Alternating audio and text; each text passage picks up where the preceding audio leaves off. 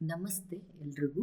ಇವತ್ತಿನ ಈ ಒಂದು ವಿಡಿಯೋದಲ್ಲಿ ಬ್ಯುಸಿ ಸಾಫ್ಟ್ವೇರ್ನಲ್ಲಿ ಲೆಡ್ಜರ್ಸ್ ಎಂಟ್ರಿ ಅಂದರೆ ಜರ್ನಲ್ ಎಂಟ್ರೀಸನ್ನು ಯಾವ ರೀತಿಯಾಗಿ ಎಂಟ್ರಿ ಮಾಡಬೇಕು ಅನ್ನೋದ್ರ ಬಗ್ಗೆ ತಿಳಿಸ್ಕೊಡ್ತಾ ಇದ್ದೀನಿ.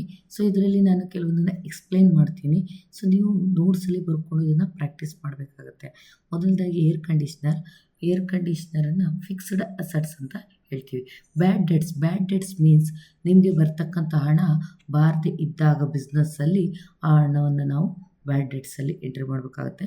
ಸೊ ಇದು ನಮ್ಮಲ್ಲಿ ಪರೋಕ್ಷ ಖರ್ಚುಗಳಲ್ಲಿ ಬರೋದ್ರಿಂದ ಇಂಡೈರೆಕ್ಟ್ ಎಕ್ಸ್ಪೆನ್ಸಸ್. ಶೇರ್ ಕ್ಯಾಪಿಟಲ್, ಬಿಸ್ನೆಸ್ಗೆ ಇನ್ವೆಸ್ಟ್ಮೆಂಟ್ ಮಾಡಿರುವಂಥ ಹಣವನ್ನು ಶೇರ್ ಕ್ಯಾಪಿಟಲ್ ಅಂತಾರೆ, ಅದು ಕ್ಯಾಪಿಟಲ್ ಅಕೌಂಟ್. ಲೈಫ್ ಇನ್ಸೂರೆನ್ಸ್ ಕೂಡ ಕ್ಯಾಪಿಟಲ್ ಅಕೌಂಟ್, ಯಾಕಂದರೆ LIC ಅದು ನಮ್ಮ ಲೈಫ್ನ ಕೊನೆಯಲ್ಲಿ ಸಿಗುವಂಥದ್ದು. ಬಿಲ್ಸ್ ಪೇಯಬಲ್ ಅಂದರೆ ನಾವು ಕೊಡಬೇಕಾಗಿರುವಂಥ ಬಾಕಿ ಮೊತ್ತ ಅಂತ ಹೇಳ್ತೀವಿ, ಅದು ಕರೆಂಟ್ ಲೈಬಿಲಿಟಿ, ಮುಂದೆ ಯಾವಾಗಾದರೂ ಕೊಡಲೇಬೇಕು ಅಂತ. ಬಿಲ್ಸ್ ರಿಸೀವೇಬಲ್ ನಾವು ತೊಗೊಂಡಿರುವಂಥದ್ದು ಕರೆಂಟ್ ಅಸೆಟ್ಸ್. ಕ್ಯಾರೇಜ್ ಇನ್ವರ್ಡ್, ಒಳಬರುವ ಸರಕುಗಳು ಬಂದ ತಕ್ಷಣ ನಮಗೆ ನಾವು ತಕ್ಷಣ ಹಣವನ್ನು ಪೇ ಮಾಡಬೇಕಾಗುತ್ತೆ, ಅದರಿಂದ ಡೈರೆಕ್ಟ್ ಎಕ್ಸ್ಪೆನ್ಸಸ್.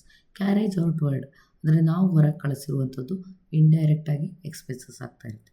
ಪರ್ಚೇಸ್, ಖರೀದಿ ಪುಸ್ತಕ ಅಂದರೆ ಖರೀದಿ ಖಾತೆ ಅಂತ ಕರಿತೀವಿ, ಪರ್ಚೇಸ್ ಅಕೌಂಟ್. ಪರ್ಚೇಸ್ ರಿಟರ್ನ್ ಅಂದರೆ ನಾವು ಖರೀದಿ ಮಾಡಿದ್ದನ್ನು ರಿಟರ್ನ್ ಮಾಡೋದು, ಅದಕ್ಕೆ ಪರ್ಚೇಸ್ ರಿಟರ್ನ್ ಅಂತೀವಿ, ಅದು ಕೂಡ ಖರೀದಿ ಪುಸ್ತಕದೊಳಗೆ ಬರುತ್ತೆ. ಸೇಲ್ಸ್ ಅಂದರೆ ಮಾರಾಟ ಮಾಡೋದು, ಮಾರಾಟ ಪುಸ್ತಕ ಅಂದರೆ ಸೇಲ್ಸ್ ಅಕೌಂಟ್ ಒಳಗೆ ಬರುತ್ತೆ. ಸೇಲ್ಸ್ ರಿಟರ್ನ್, ಮಾರಾಟ ಮಾಡಿದಂಥದ್ದು ರಿಟರ್ನ್ ಬಂದರೆ ಅಂಥದ್ದನ್ನ ಸೇಲ್ಸ್ ರಿಟರ್ನ್ ಅಂತ ಕರಿತೀವಿ, ಅದು ಸೇಲ್ಸ್ ಅಕೌಂಟ್.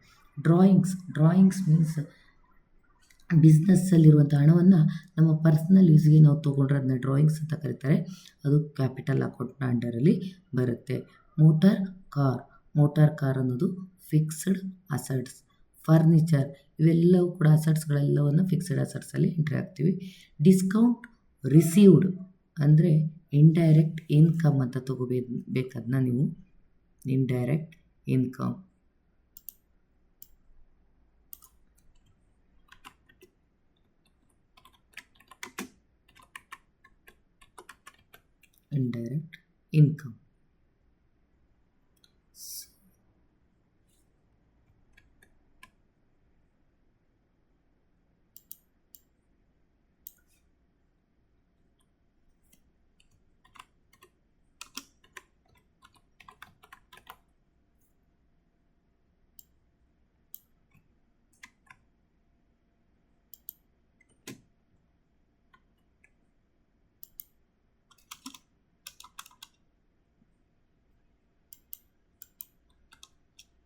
ಆಯಿತಾ.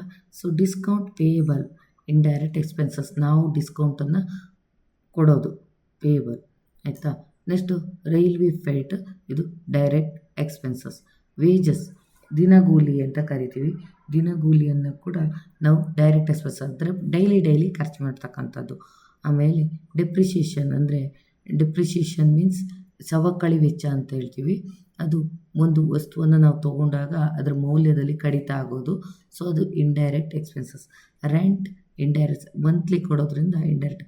ಓಪನಿಂಗ್ ಸ್ಟಾಕ್, ನಮ್ಮ ಹತ್ರ ಇರುವಂಥ ಸ್ಟಾಕ್ಗಳು ಇವೆಲ್ಲವನ್ನು ಸ್ಟಾಕ್ ಇನ್ ಹ್ಯಾಂಡ್ ಅಂತ ಕರಿತೀವಿ. ಸ್ಯಾಲರಿ ಅಂದರೆ ಸಂಬಳ, ಇದು ಒಂದು ತಿಂಗಳಿಗೊಮ್ಮೆ ಕೊಡೋದ್ರಿಂದ ಇಂಡೈರೆಕ್ಟ್ ಎಕ್ಸ್ಪೆನ್ಸಸ್ ಅಂತ ಕರಿತೀವಿ. ಮತ್ತು ಲೋನ್ಸ್ ಪೇಯಬಲ್ ಅಂದರೆ ಲೋನನ್ನು ಪೇ ಮಾಡುವಂಥದ್ದು, ಕರೆಂಟ್ ಅಸೆಟ್ಸ್, ಆಯಿತಾ. ಲೋನ್ ರಿಸೀವ್ಡ್, ಕರೆಂಟ್ ಲೈಬಿಲಿಟಿ, ನಾವು ಲೋನನ್ನು ತೊಗೊಂಡ್ರೆ ಅದನ್ನ ವಾಪಸ್ಸು ನಾವು ಕಟ್ಟಬೇಕಾಗತ್ತೆ, ಆದ್ದರಿಂದ ಇದು liability. Next bank overdraft ಅಂದರೆ OD ಅಕೌಂಟ್ ಅಂತ ಕರಿತೀವಿ, overdraft account. Next post and telegram expenses, ಇದು ನಾವು ಪೋಸ್ಟಿಗೆ ಅಥವಾ ಟೆಲಿಗ್ರಾಮಿಗೋಸ್ಕರ ಖರ್ಚು ಮಾಡುವಂಥ ಹಣ, ಇದು ಇಂಡೈರೆಕ್ಟ್ ಎಕ್ಸ್ಪೆನ್ಸಸ್.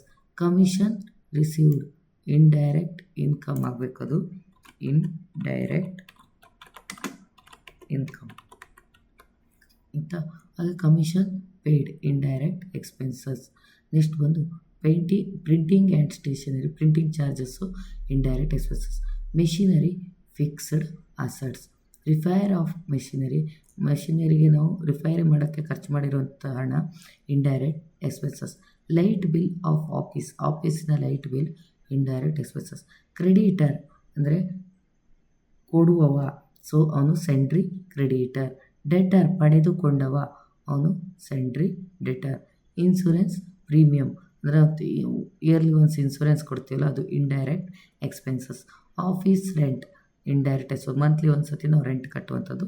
ಅಡ್ವರ್ಟೈಸ್ಮೆಂಟ್ ಬಂದು ಅಡ್ವರ್ಟೈಸ್ಮೆಂಟ್ ಎಕ್ಸ್ಪೆನ್ಸಸ್ ಅಂದರೆ ಬ್ಯಾನರ್ಗಳಲ್ಲಿ ಪೇಪರ್ಗಳಲ್ಲಿ ಹಾಕ್ಸ್ತೀವಲ್ಲ ಅಡ್ವರ್ಟೈಸ್ಮೆಂಟ್, ಅದಕ್ಕೆ ಖರ್ಚು ಮಾಡುವಂಥದ್ದು. ಬಿಲ್ಡಿಂಗ್ ಇದು ಫಿಕ್ಸ್ಡ್ ಅಸೆಟ್ಸ್. ಆಫೀಸ್ ಇನ್ಸ್ಟ್ರೂಮೆಂಟ್ ಅಥವಾ ಇಕ್ವಿಪ್ಮೆಂಟ್ಸ್ ಅಂತ ಖರ್ಚು ಸಾಮಗ್ರಿಗಳು ಕರೆಂಟ್ ಅಸೆಟ್. ಡೆಪಾಸಿಟೆಡ್ ಇನ್ ಶೇರ್ ಅಂತ ಇದೆ ಕರೆಂಟ್ ಅಸೆಟ್ಸ್. ಇವನ್ನೆಲ್ಲ ಹೇಗೆ ನಾವು ಪೋಸ್ಟ್ ಮಾಡಬೇಕು ಬಿಸಿ ಸಾಫ್ಟ್ವೇರಲ್ಲಿ ಅನ್ನೋದ್ರ ಬಗ್ಗೆ ಈ ಒಂದು ವಿಡಿಯೋದಲ್ಲಿ ತಿಳಿಸ್ಕೊಡ್ತೀನಿ. ಈ ಮುಂದಿನ ವಿಡಿಯೋದಲ್ಲಿ ಆ ಒಂದು ಪ್ರಾಕ್ಟಿಕಲನ್ನು ಸೆಕ್ಷನನ್ನು ತೋರಿಸ್ತಾ ಇದ್ದೀನಿ. ಅಲ್ಲಿವರೆಗೂ ಟೇಕ್ ಕೇರ್, ಬಾಯ್.